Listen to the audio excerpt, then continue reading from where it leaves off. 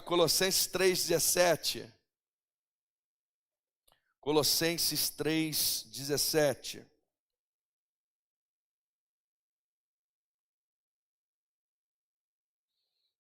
Vai aparecer também aqui no telão.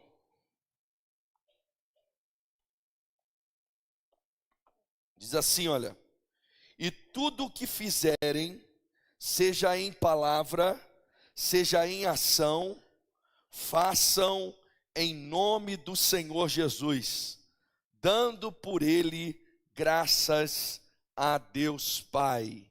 Amém? Não tem muita alteração nas versões, então vamos todos olhar aqui para esse telão e vamos ler novamente todos juntos.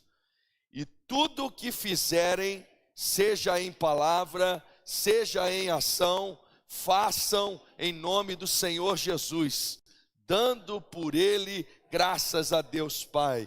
Amém. Feche seus olhos, curva a sua cabeça. Senhor, é com gratidão, com louvor, com adoração que nós estamos aqui, Senhor, nessa noite, na tua presença, na tua casa, casa de oração para todos os povos, Senhor. E nós nos humilhamos diante de ti mais uma vez, reconhecendo a tua grandeza, a tua soberania, reconhecendo o que Jesus fez por nós na cruz e tudo que isso traz para nós, toda herança, toda bênção, toda dádiva conquistada por Cristo ali. Que a graça, Senhor, mais uma vez se estenda para conosco, ó Deus, e sobre nós se manifeste de uma forma gloriosa, tremenda, sobrenatural, nos permitindo compreender a dimensão da grandeza da tua bondade para com as nossas vidas, em nome de Jesus. Amém e amém. Meus irmãos, nós temos uma tendência perigosa de dividir ou de separar a fé da prática. É comum muitas pessoas terem uma fé apenas filosófica e não uma fé prática. São até grandes conhecedores da Bíblia, às vezes de capa a capa, do conteúdo bíblico, são capazes de grandes discussões teológicas, mas muitas vezes a sua prática de vida está bem distante daquilo que são os ensinamentos bíblicos. Eu tive a oportunidade, inclusive, de fazer pós-graduações e etc. na área de teologia, e eu tive alguns grandes mestres, grandes teólogos, assim, eram conhecedores do que a letra diz, mas sua vida, sua vivência estava muito distante daquilo que era a proposta bíblica. E nós somos capazes de fazer isso, de distinguir, de diferenciar, e às vezes vivemos apenas uma fé filosófica, em que nós cremos, em que nós acreditamos, em que nós achamos que é assim, e que nós acreditamos que Deus tem esse tipo de caráter, ou esse tipo de conduta, mas no entanto, quando olhamos para a nossa vida na prática, para o nosso dia a dia, às vezes há uma divergência, às vezes não condiz muito com aquilo que nós tendemos a crer. Há inclusive, ao longo da história, o desenvolvimento de falas no meio cristão, como, por exemplo, nós chamamos o nosso trabalho de trabalho secular, por exemplo. O meu trabalho secular, ou a minha vida secular. E nós ou isso foi sendo introduzido no meio da igreja, sem a gente se dar conta direito, ou sem perceber direito, fazendo uma distinção entre o que é a vida espiritual e o que é a vida secular. Então, de repente, existem coisas que dizem respeito à minha vida espiritual, à minha fé, quando eu estou na igreja, quando eu estou entre os irmãos, quando eu estou no culto, quando eu estou no GECEL, quando eu estou em oração, quando eu estou lendo a Bíblia, quem sabe, ali eu estou cultivando a minha vida espiritual. Mas quando eu vou para o trabalho, quando eu vou para a faculdade, para a escola, quando eu estou na minha vizinhança, no bairro, no volante, no preenchimento do meu imposto de renda, ou qualquer outra área da minha vida ali, eu estou tratando de coisas seculares, que nada tem a ver com minha vida espiritual, que nada tem a ver com a fé que eu declaro crer, ou que eu declaro professar e viver e etc. Essa divisão, ela é inexistente biblicamente falando. Aqui nesse texto, Paulo vai nos confrontar com uma verdade radical. Ele vai nos mostrar que tudo deve ser feito em nome de Jesus. Tudo deve ser feito para a glória de Deus. Na verdade, ele vai iniciar propondo que a vida cristã, ela deve ser encarada numa totalidade. Nós não podemos fracionar a vida cristã, nós não podemos segmentar a nossa vida cristã em áreas em que, em algumas áreas eu sou espiritual, em alguns momentos eu visto a roupa de cristão, mas em determinados momentos não. Eu desassocio isso daquilo que eu creio, eu desassocio isso de Jesus, da minha fé e etc. O texto aqui nesse versículo, que está dentro de um capítulo em que Paulo está tratando sobre a prática espiritual, sobre o que era a velha natureza e o que é a nossa nova natureza agora, ele vai dizer o seguinte, ó, tudo o que fizerem, seja em palavra, seja em ação, façam em nome de Jesus, em nome do Senhor Jesus. Nós precisamos entender que nada está fora do alcance do senhorio de Cristo. A nossa vida cristã, ela está toda entregue e debaixo do governo, do senhorio de Cristo. É interessante para mim que quando você olha lá no Antigo Testamento e o povo de Israel, ele vai pedir um rei para Deus, eles não tinham rei. E aí eles começam a pedir o rei, eles olham como é que funcionavam as nações vizinhas, e eles pedem um rei para Deus. E Deus vai dar o primeiro rei, que é Saul. Mas antes de Deus dar o rei que eles estão pedindo, Deus avisa eles. Deus pergunta assim, ó, vocês têm certeza que se vocês querem um rei? Ah, sim, a gente quer, nós queremos, igual as outras nações têm. E aí Deus explica o que é ter um rei, o que é ter um senhor. E ele diz assim, olha, se vocês tiverem um rei, esse rei, aquilo que vocês plantarem, ele vai poder pegar se ele quiser, ou uma grande parte daquilo que vocês produzirem, um pedaço será do rei automaticamente. A terra que é de vocês não será mais de vocês, ela vai pertencer ao rei, e ele vai deixar vocês trabalhar na terra, e um pedaço ainda do trabalho de vocês vai ser dele. O que acontece é o seguinte, se esse rei quiser montar um exército, ele vai chamar os filhos de vocês, e vocês não terão opção. Os filhos de vocês terão que servir esse rei na batalha, na guerra. E tem mais, se esse rei de repente se encantar pela filha de vocês e quiser tomá-la em casamento, ou como segunda, terceira, quarta mulher, vocês terão que dar a filha ao rei, porque tudo pertence ao rei. Só existe reino, só existe reinado, quando tudo que está debaixo do comando daquele rei lhe pertence. O reino de um rei é aonde a sua vontade é estabelecida. Aonde a vontade do rei não é estabelecida é porque ele não reina naquele lugar. Mas toda vez que ele chegava, que ele dominava, que ele começava a reinar em determinado lugar, a vontade do rei era estabelecida, seja ela qual fosse. Se fosse o rei ruim, todo mundo estava sujeito àquele rei ruim. Fosse o rei bom, também todo mundo prosperava por causa do reinado daquele rei bom. Mas a verdade é que ter alguém reinando sobre a sua vida significa que não existe só um pedaço da vida que é do rei, mas tudo pertence a ele. E esse princípio, apesar da comparação ser ruim para com Deus, porque Deus não tem nada a ver com esses reis corrompidos, mas o princípio é o mesmo. Quando nós declaramos Jesus como Senhor da nossa vida, significa que Ele é dono da totalidade do nosso ser.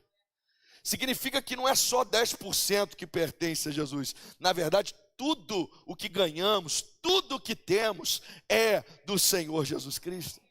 Significa que não é só o meu tempo de domingo, aquele dia em que eu vou ao culto que pertence ao Senhor, mas que toda a minha vida é do Senhor Jesus Cristo. Toda a minha vida está submetida ao Senhor Jesus Cristo. Significa que os meus filhos são do Senhor, meu casamento é do Senhor, a minha família é do Senhor, os meus bens é do Senhor, os meus dons, meus talentos, minhas habilidades, tudo pertence ao Senhor Jesus Cristo.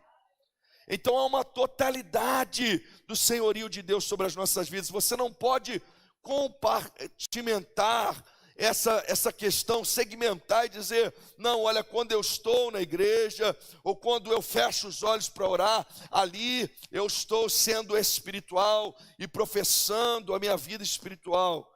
Mas quando eu estou no trabalho, negócios à parte, né? Fé e negócios à parte, não. Quando eu estou tratando com o meu filho, com a minha família, com as pessoas até que me perseguem, que me maltratam, quando eu estou tratando com estrangeiro, com estranhos, como que eu ajo? Eu preciso entender que a minha vida, ela é totalmente do Senhor Jesus Cristo. Ela pertence ao Senhor Jesus. Percebe o que Paulo fala? Tudo que fizerem, seja em palavra, seja em ação, façam em nome do Senhor Jesus. E é interessante a Bíblia, queridos, porque a Bíblia ela é inspirada pelo Espírito Santo de Deus. Tem autores humanos que escrevem, mas a inspiração ela é divina. Nenhum outro livro é assim, só a Bíblia que é assim. Então Paulo registrou, mas a inspiração vem do Espírito Santo. Então nós cremos que até as palavras não são aleatórias. Se ele escreveu errado, de repente o Espírito fala, não é essa não, ele apaga e ele vai sendo inspirado ali até no conjunto de palavras que ele vai escrever. E Deus, como conhece a gente, ele sabe que nós somos especialistas em filosofar, né? Então o que ele faz?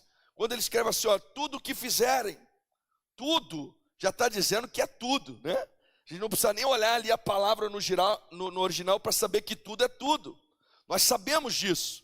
Só que nós somos especialistas em começar a falar, não, tudo que ele está dizendo aqui é tudo que eu fizer na igreja, ou tudo que eu fizer no nível espiritual, ou tudo que eu fizer no momento da oração. A gente é especialista às vezes de devagar, né, de dar aquele somebody love, de dar aquela conversa fiada para cauterizar a nossa própria consciência. Então olha o que o Espírito faz com que Paulo escreva: tudo o que vocês fizerem, vírgula, seja em palavra, vírgula, seja em ação, vírgula, façam em nome do Senhor Jesus. Deus deixa muito específico que tudo que ele está se referindo aqui não é apenas num campo filosófico, mas tudo que ele está falando tem a ver com a prática da vida, tem a ver com a nossa prática do dia a dia. Tudo que nós falamos, tudo que pensamos, tudo que fazemos, cada ação nossa, cada atitude nossa, precisa ser em nome do Senhor Jesus Cristo. Tem a ver com a nossa vida como um todo. E aí então, cabe a nós as perguntas reflexivas. Você falaria o que você costuma falar se Jesus estivesse ali na roda de conversa que você está? Você falaria as mesmas coisas que você fala? Você contaria as mesmas piadas? Você se comportaria do mesmo jeito se Jesus estivesse do seu lado? Na hora que você vai fechar um negócio lá, na hora que você vai vender, na hora que você vai fazer o que quer que seja que você faz, o trabalho, o serviço que você executa, como seria a sua atitude se Jesus estivesse ali sentado ao teu lado, estivesse ao teu lado te observando? Como seria? O que você faria? Eu costumo dizer, citei também de manhã, que é interessante como às vezes a gente está numa postura relaxada em algum ambiente, estamos totalmente relaxados, aí de repente você está ali distraído, aí você lê uma plaquinha, sorria, você está sendo filmado. O que a gente faz na hora, gente? Parece que é só eu, vocês são tudo santo, né? Eu sou o pecador aqui, né? Mas o que a gente normalmente faz na hora? Você está lá todo relaxado, de repente você lê, opa, você dá uma aprumada, não é assim? Dá uma aprumada, tal, aí você procura onde está a câmera, não é assim não? Parece que até o teu jeito de andar muda, né? Postura muda, porque você está sendo filmado. Alguém está te olhando, alguém está te vendo. Mas é interessante como a gente reage, porque o ideal é que a gente fosse assim, independente de alguém estar vendo ou não. Porque quando eu falei, imagina se Jesus estivesse lá naquela roda de conversa, imagina se Jesus estivesse ao seu lado enquanto você trabalha, imagina isso. Qual que é a grande notícia, queridos? Jesus está lá. Jesus está conosco, meus irmãos. Jesus contempla tudo que nós fazemos. Jesus está conosco nos momentos mais privativos. Jesus está num quarto com o casal, quando o casal está namorando, casado, né? Jesus está no nosso dia a dia, Jesus está lá quando você fecha negócios, Jesus está lá quando você está se alimentando, Jesus está lá quando você está interagindo com alguém na rua, Jesus está lá quando alguém te ligou, quando alguém te maltratou, quando alguém te perseguiu. Aí existe uma totalidade da presença de Jesus na nossa vida. Então nós precisamos em todo momento, seja em palavra, seja em ação, agirmos em nome de Jesus, fazermos em nome de Jesus tudo o que fizerem, sejam palavras, sejam ações, façam em nome de Jesus. Mas o que é fazer em nome de Jesus?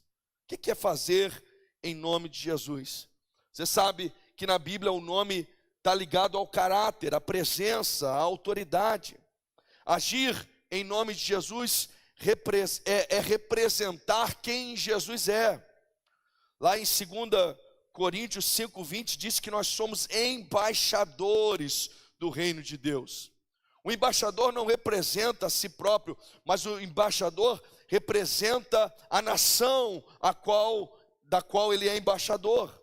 No nosso caso, nós representamos o reino de Deus, nós somos embaixadores do reino de Deus. Nós não representamos a nós mesmos, nós não representamos o nosso CPF, não representamos a pessoa que nós somos, mas nós representamos o reino de Deus. Então tudo que nós fazemos, quer em palavras, quer em ações, nós precisamos fazer em nome de Jesus, o nosso Senhor, porque nós estamos representando Jesus. Você precisa entender que para muitas pessoas, você será a única Bíblia que elas vão ler, a única Bíblia que elas vão conhecer, o único contato com o cristianismo que muitas pessoas terão será a tua vida. E a tua vida precisa representar Jesus, precisa falar sobre Jesus, precisa expressar Cristo às pessoas. E eu preciso que você entenda nesse momento que nós não estamos falando de um nível de perfeição.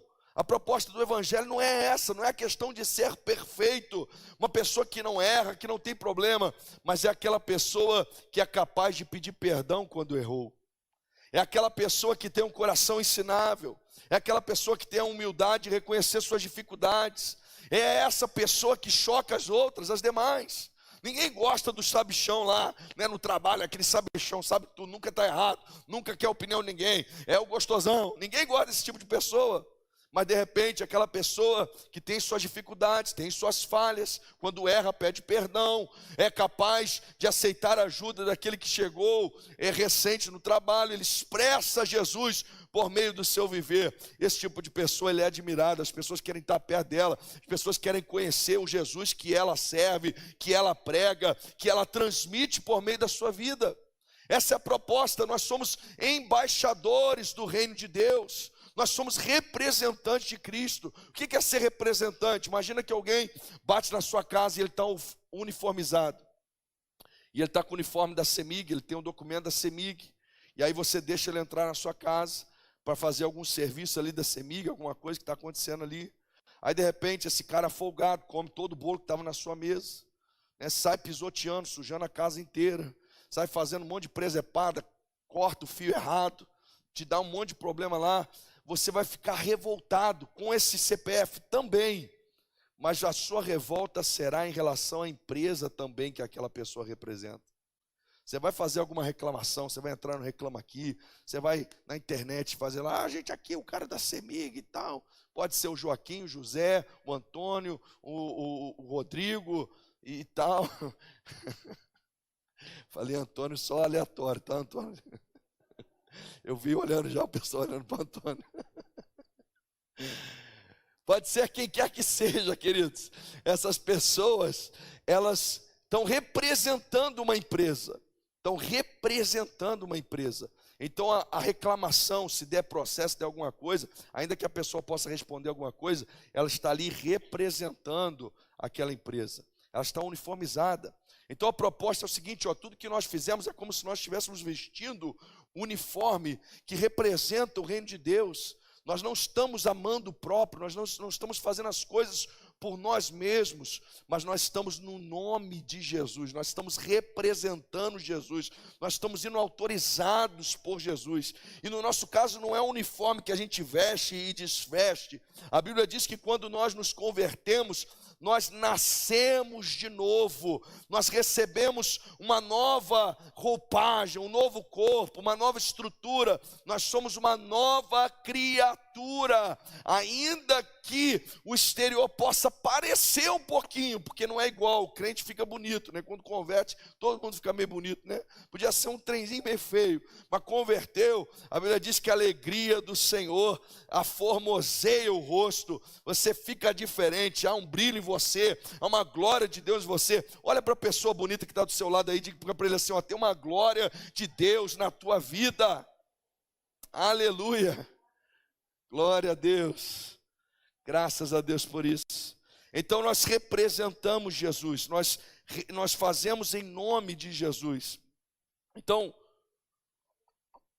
você precisa entender que o nome de Jesus não é uma fórmula mágica, mas é um padrão ético de conduta.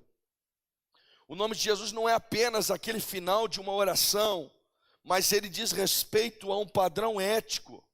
Então, preste atenção, não é que você faz a oração de qualquer jeito e aí no final você fala em nome de Jesus e pronto, agora está tudo resolvido. Não é assim que funciona. A Bíblia diz, inclusive, que nós oramos e não recebemos porque oramos mal. Oramos para gastar de acordo com os nossos deleites e prazeres. Então o nome de Jesus não é uma palavra mágica que nós falamos no final da oração para que aquilo que a gente pediu aconteça. Orar em nome de Jesus significa pedir de acordo com o caráter de Jesus. Representar Jesus naquela nossa oração. Toda oração que está de acordo com o coração de Jesus é atendida, é respondida. Toda oração que está alinhada ao coração de Jesus, ela é atendida. Jesus falou isso. Ó, tudo que vocês pedirem em meu nome. Ele está dizendo o seguinte, olha, meu nome está sendo dado a vocês como uma palavra mágica. Não. O que ele está dizendo é o seguinte, ó, tudo que vocês pedirem de acordo com a minha vontade, com o meu caráter, com quem eu sou, com o meu padrão ético, vocês receberão da parte de Deus. Então, viver, fazer as coisas em nome de Jesus, não é sair fazendo qualquer coisa e dizer, olha, em nome de Jesus agora eu estou limpando isso, ou em nome de Jesus agora eu vou fechar esse negócio. Não é isso que é fazer em nome de Jesus. Fazer em nome de Jesus é seguir o padrão ético daquele que você está representando. É seguir a conduta, ainda que prejuízo próprio, inclusive, mas seguir os passos do Mestre, do Senhor. É talvez antes de cada decisão perguntar, isso glorifica o nome de Jesus? É talvez antes de qualquer reação perguntar, o que Jesus faria no meu lugar? Jesus aceitaria essa proposta? Jesus frequentaria esse ambiente? Como Jesus reagiria a esse tipo de coisa ou a esse tipo de situação? Nós precisamos fazer em nome de Jesus, isso significa seguir o padrão ético que Jesus nos propõe por meio da sua vida, do seu comportamento, dos seus ensinamentos e daquilo que Ele nos ensinou a fazer e a viver. Mas o texto, esse versículo, ele encerra ainda dizendo o seguinte, dando por ele graças a Deus Pai. Ele mostra que uma marca desse padrão ético é a gratidão, ou um dos aspectos conservador de uma vida que age em nome de Jesus, é uma vida grata, uma vida cheia de gratidão, não uma vida de reclamação, de murmuração. A gratidão, meus irmãos, ela é um antídoto contra o orgulho, contra a autossuficiência. Preste atenção, se você não tem um coração grato, quem sabe você começa a pensar que aquilo que você está conquistando, fazendo, realizando, é por causa da sua inteligência, é por causa da sua bondade, é por causa da sua capacidade. Logo, você não está fazendo mais em nome de Jesus, mas a soberba, a prepotência, ela está tomando conta do teu coração. Então, ser grato significa entender que tudo que temos e somos vem de Deus, é do Senhor, é tudo dele, por ele e para ele. Glória, pois, a ele eternamente. Amém. E aí isso blinda o nosso coração. E é interessante que o termo aqui utilizado, ele indica uma ação contínua. Ou seja, não é um momento esporádico, mas gratidão tem a ver também com o modo de viver, com o estilo de vida. O povo de Israel, naquela geração que morreu no deserto, possivelmente o grande problema deles foi a ingratidão, que gerou murmuração, que gerou reclamação, que gerou insatisfação, que gerou sempre sentimentos que os levaram para longe de Deus, ao invés de viver o melhor de Deus para as suas vidas. Foram abençoados, foram libertos do Egito, caminharam no deserto, receberam provisão no deserto, mas não viveram o melhor de Deus para as suas vidas. Preste atenção, talvez você vai ser salvo, você foi liberto, você foi tirado do Egito, Deus já proveu na sua vida, Deus já fez alguns milagres sobre você, mas tem muita gente que ainda não está vivendo o melhor de Deus. Tem muita gente que ainda não mergulhou nas águas profundas que Deus tem para oferecer. Você precisa largar a ingratidão, a reclamação, o descontentamento e cultivar um coração grato, um coração que aprende o caminho da adoração, do louvor, da gratidão ao Senhor em todo o tempo. E essa gratidão não é uma gratidão aleatória, diz assim, olha, dando por ele, esse ele aqui é Jesus, dando através de Jesus graças a Deus. Por que isso é importante? Porque a Bíblia vai nos ensinar que nós temos que ser gratos em todo momento e em todas as circunstâncias. Olha o que diz 1 Tessalonicenses 5,18, em tudo dai graças, porque esta é a vontade de Deus para vocês em Cristo Jesus. Em tudo significa momentos bons, momentos ruins, coisas boas, coisas menos boas. E a vontade de Deus é essa em Cristo Jesus. Agora, como é que a gente dá graças em todo o tempo? Como é que você dá graças? Ninguém aqui é doido, ninguém aqui rasga dinheiro, né? Como é que você dá graças diante da morte de alguém, por exemplo? Como é que você dá graças diante de uma falência financeira? De repente o banco veio e tomou seu apartamento. Como é que você dá graças nessa hora? Como é que você dá graças quando o pneu fura, né? Quando as coisas dão errado, quando os problemas se avolumam diante de nós, quando o teu sonho foi por água abaixo, quando você fracassou, quando você teve dificuldades, problemas, dar graças em meio ao sucesso, à conquista, é mais fácil. Eu não vou dizer que é fácil não, porque tem um monte de gente que esquece de Deus também na hora boa, né? Na hora do perrengue está grudadinho ali. Na hora que prospera, que Deus dá graça, a pessoa esquece. Então não é que é fácil não, mas é mais fácil. Agora, como dar graças no meio da dificuldade, da luta, do problema, das tribulações? O texto diz claramente, e por meio dele você dá graças a Deus. O segredo é Jesus, queridos.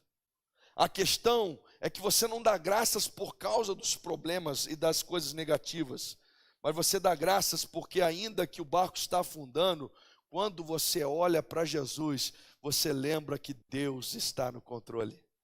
Você dá graça porque quando você olha para Jesus, você lembra que nada altera o fato de que Ele morreu por você na cruz do Calvário. Você dá graças porque quando você olha para Jesus, você lembra que nada altera o fato de que o sangue de Jesus te perdoou do pecado, te lavou, te purificou, te deu vida eterna, vida abundante.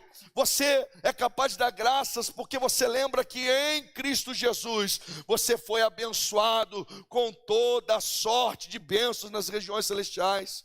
Você dá graça porque quando você olha para Jesus, você sabe que o final da história já está escrito. E lá diz que em Cristo nós somos mais do que vencedores, que não há condenação para aqueles que estão em Cristo Jesus, que nem a morte, nem a vida, nem o principado, nem a potestade, nem a altura, nem profundidade, nem o presente, nem o porvir, nada pode nos separar do amor de Deus por meio de Cristo Jesus. Então você é capaz de dar graças, não é porque você é maluco, não.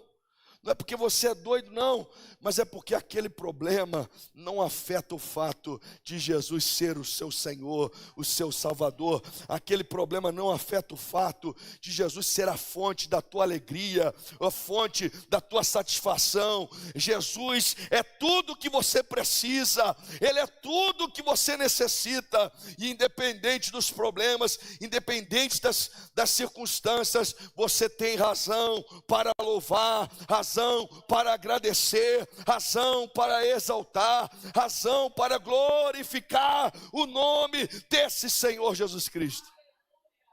E se você nessa hora está pensando assim, pastor, eu não vejo assim, você ainda não conheceu Jesus. Você ainda não experimentou Jesus. O Jesus que nós estamos falando, queridos, pessoas são queimadas em fogueiras, mas elas são queimadas em adoração, elas adoram, elas louvam, e elas não arredam o pé. O Jesus que nós estamos falando, pessoas são enterradas vivas, veem seus familiares sendo enterrados, mas elas não negam esse Jesus, porque nem a morte, nem a vida, nada pode nos separar desse Jesus. É como Paulo e Silas que são jogados lá no cárcere inferior. Cárcere inferior é tipo uma prisão dentro da prisão. É um lugar que você não entra nem em pé, você tem que ficar abaixado, um lugar desconfortável, preso, com as mãos, os pés presos em correntes. Um ambiente propício para você estar gemendo de dor, reclamando, insatisfeito, ainda mais se você está ali inocente como eles. Mas eles são capazes de fazer daquele momento um culto de louvor, de adoração a Deus. E aquela cadeia inteira é impactada pelo louvor, pela adoração. É isso que é viver em nome de Jesus, você está entendendo? Aí ali os presos, todo mundo está pensando o seguinte, ué, mas alguma coisa esses caras têm diferente.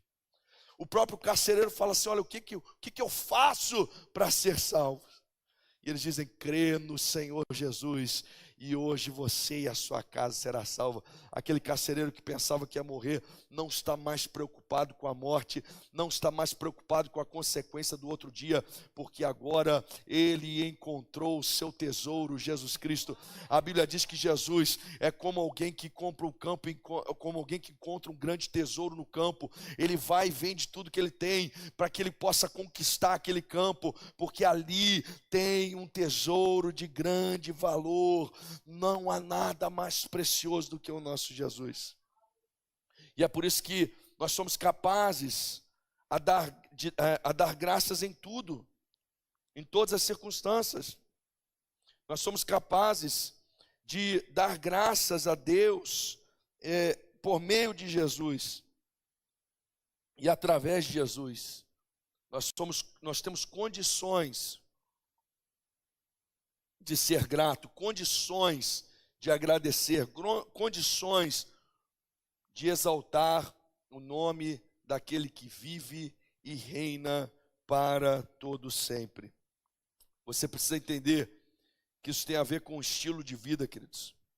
Isso tem a ver com uma filosofia de vida, com uma maneira de viver, não com movimentos esporádicos, mas com uma forma de viver. Paulo nos apresenta aqui um cristianismo integral, prático, do dia a dia. Ele está falando, não, olha, a fé não tem a ver com o que você vai preencher no censo, a fé não tem a ver com as discussões de fé que você tem com amigos, a fé tem a ver com aquilo que você fala e vive, com aquilo que está no seu dia a dia. E tudo o que fizerem, seja em palavra, seja em ação, façam em nome do Senhor Jesus, dando por ele graças a Deus Pai. Amém? Que esse seja o nosso estilo de vida, que possamos nos revestir do novo homem, que possamos nos revestir da nova criatura e vivermos em nome de Jesus. Tudo o que fizermos ser em nome de Jesus, a forma que nós vamos decidir, a forma como nós vamos agir, a forma como nós vamos reagir, a forma como nós vamos nos comportar, não tem a ver conosco, mas tem a ver com o que Jesus faria no nosso lugar, o que Jesus quer que nós façamos. Nós não estamos representando a nós mesmos, nós estamos representando os interesses do reino de Deus. Aqui é o lugar onde nós somos arregimentados, aqui é o lugar onde nós somos treinados, forjados na palavra de Deus, para que nós saímos daqui não mais representando a gente mesmo, mas representando Jesus Cristo, através das nossas ações, dos nossos comportamentos, da nossa postura, do que a gente fala, do que a gente faz, da forma como a gente pensa. Que Deus nos dê graça no nome do Senhor Jesus Cristo. Fica de pé comigo, eu quero orar com você.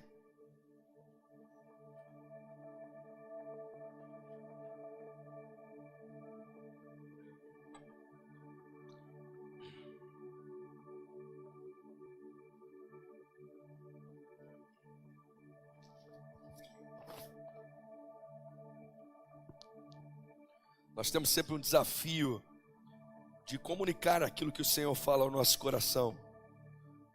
Eu gostaria que você, nesse momento, fizesse uma reflexão. O que o Espírito falou com você? Não é as minhas palavras, mas o que o Espírito falou com você? O que Deus foi te chamando a atenção, talvez? O que Deus foi conduzindo o teu coração? O que Deus foi despertando em você? O que Deus tem falado para ti? Que forma Deus quer que você saia daqui hoje?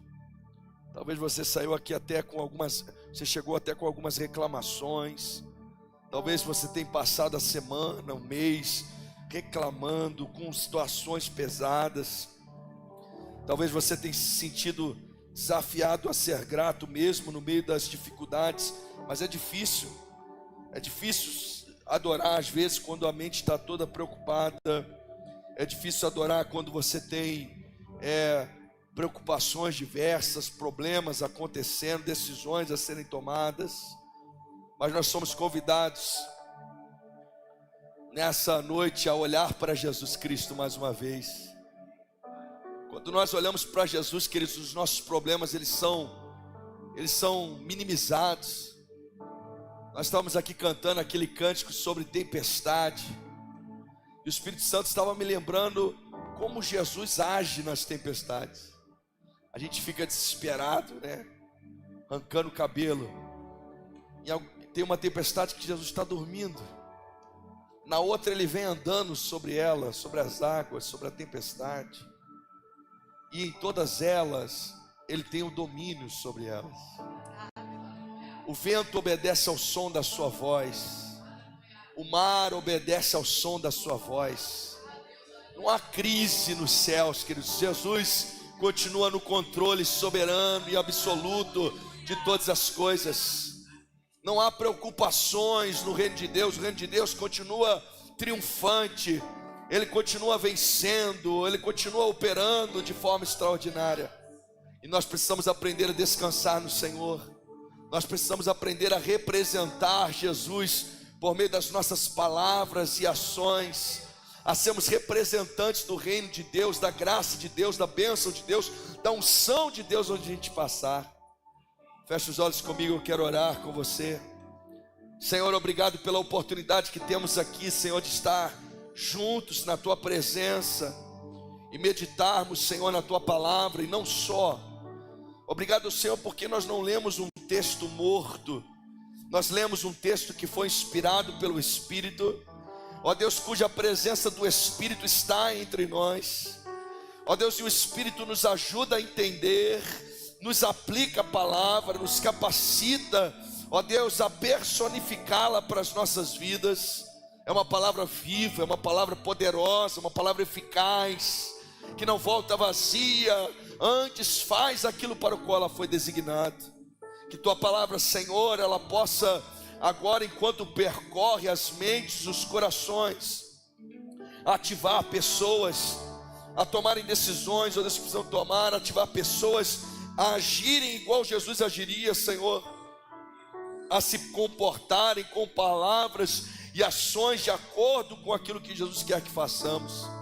Que, Senhor, as nossas relações interpessoais, no trabalho, em casa, com a família, ó Deus, como pai, como mãe, como marido, como esposa, como, Senhor, representantes, ó Deus, de uma empresa também ali, ó Deus, como cristãos, como líderes, como ministérios, como líderes de Excel, como anfitrião, que tudo o que fizermos, Senhor, seja em nome de Jesus e para a glória de Deus.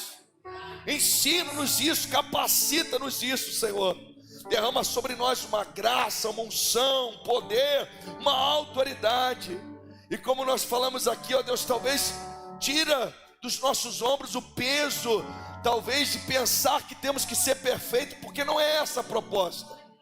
Traga sobre nós o evangelho genuíno e puro, nos capacitando, Senhor, a um caminho de humildade, de reconhecimento das nossas fraquezas, de pedir perdão, Senhor, de crescer, de ter um coração ensinável, de caminhar mais uma milha, de suportarmos uns aos outros, de ajudarmos uns aos outros, de estendermos as mãos para o aflito, para o necessitado, para o que precisa.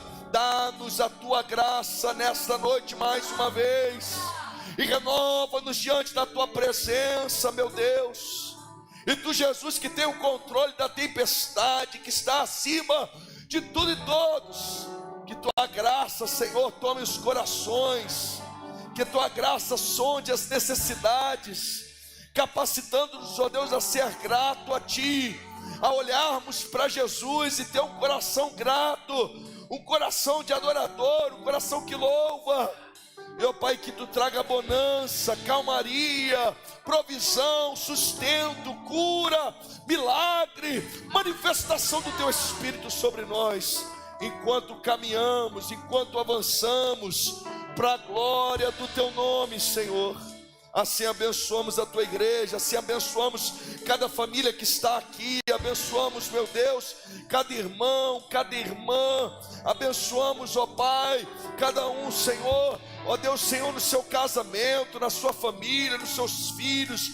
Abençoamos as empresas, os negócios, os projetos, para que prosperem, floresçam.